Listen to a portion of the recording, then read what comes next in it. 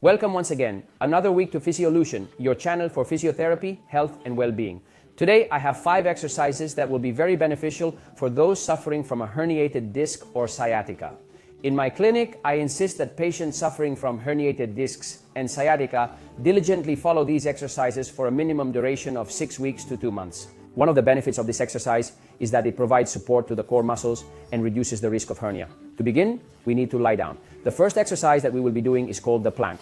All right? We will have 2 levels of difficulty in order to cater to patients of all ages.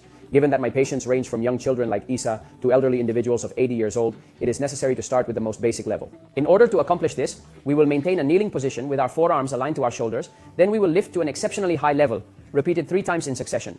Here, we will perform a posterior pelvic tilt, pulling in the belly button, tightening the abs, and squeezing the glutes while keeping them contracted is essential. Let's relax the head, keeping it low, and it's very important to breathe. Da. Maintain this stance for a minimum of 20 seconds, taking it extremely slowly. This position, involving the bending of the knees, is suitable for individuals of all age groups. This will help us when we have been doing them for 2 weeks to move to the next level. We will lower slowly and prepare in position. As you can see, the elbows rest at shoulder height, okay? To execute this technique properly and prevent injuries, we need to slightly adjust the angle at which the hands are closed. Next, we will position our feet accordingly. Follow these steps to ensure the correct execution. We will go up extremely high, way high, scarily high, and once you are elevated, we will once again execute a pelvic tilt, which entails pulling the belly button inward and contracting the abdominal muscles. Contract your gluteal muscles tightly, your whole body is active, and maintain a relaxed position for your neck. In this position, we will hold for at least 10 to 20 seconds, but if you get tired after 10 seconds at first, lower down and don't worry, because in a few weeks you'll be able to control the exercise and do those sets of 20. For this one and the other, whichever you prefer, you must do 4 planks daily.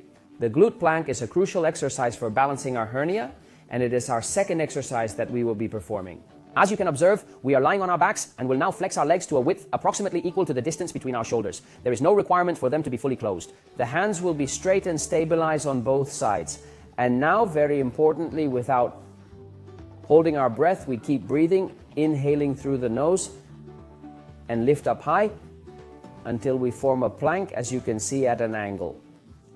In order to contract the glutes and hamstrings effectively, it is also important to engage the abdomen. It is recommended to continue breathing through the nose and avoid holding one's breath. Lower slowly. We will do this at least 4 times, and each should last at least 10 to 20 seconds.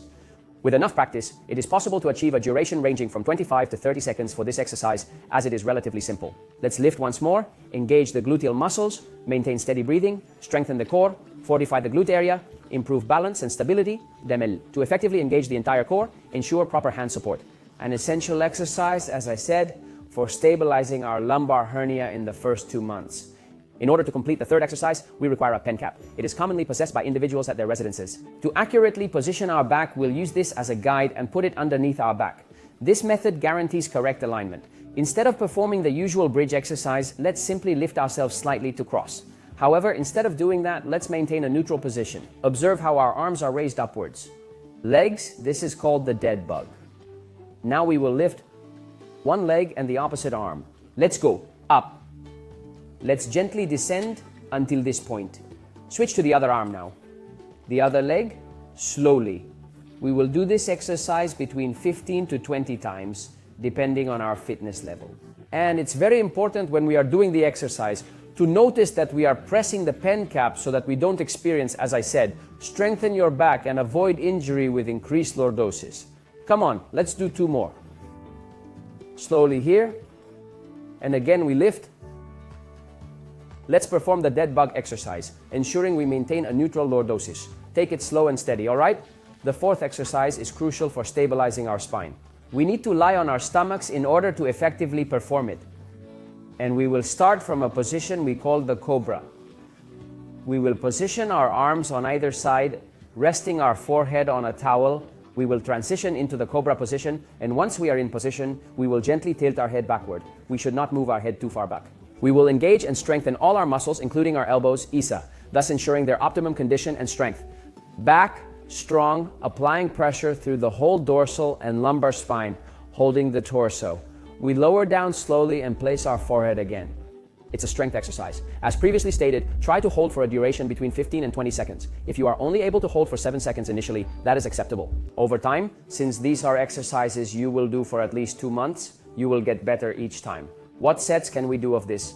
A minimum of 4, a maximum of 8 would be good to start. We carry out the action once again, position ourselves accordingly, employ our arms, and after using our arms, securely fix our position, ensuring that our elbows are pulled back significantly. Generating good lumbar strength, good gluteal strength, and creating a tremendously important muscle tone to stabilize our hernia. The fifth exercise is necessary for all patients who suffer from sciatica and have a herniated disc. I always include it in their treatment plan. Once again, the cap of the pen, which serves as a witness, we will place it under the buttock. A chair, as you can see, Isa is a bit awkward. 2 ideas: self-lengthening, making ourselves taller, and isometry, doing an exercise without movement to prevent more irritation. The affected sciatic nerve's origin point. Therefore, in order to rise up, we adjust our position by placing our feet firmly and leaning slightly forward to shift the force of gravity. By doing so, the force of gravity shifts accordingly, allowing us to move forward, and we slump down again, allowing ourselves to fall. And one could argue that it barely shifted. However, it has compressed itself, much like preparing for a squat, without actually moving, so as not to aggravate the intervertebral disc any further. The concept of self-lengthening involves standing upright, lengthening the spine, aligning the weight, slightly leaning forward, and activating the muscles. 1, 2, 3, we begin the process. 4, 5, and lower down. Something straightforward to begin and stabilize your spine. This exercise is highly advantageous, especially for individuals who are advanced in age, lack physical fitness, or experience substantial pain initially. It involves isometric exercise and the notion of self-lengthening. How many times are we going to do it? Minimum of 10 to 15 times. Extra exercise, a bit of common sense. Everyone, Isa, grab your phone. Yeah. Let's set. We should take both short and long breaks throughout the day to counter our sedentary lifestyle. It is necessary to pause every 40 minutes to prevent any negative consequences on our health. So that every 40 minutes you stand up and do some walking exercises, go to the bathroom, drink water, and move around, okay? I would also like you to schedule an additional break every 2 hours and make this break longer in duration. During this extended break, you can engage in the exercises that I have recently shown you. It's essential for someone with a hernia not to remain in one position for too long, whether standing or sitting. Make sure to take brief breaks every 40 minutes and longer breaks every 120 minutes for the exercises I've demonstrated. This routine should be followed for a minimum of 1.5 months. 2 months to stabilize your hernia and make your sciatic pain go away.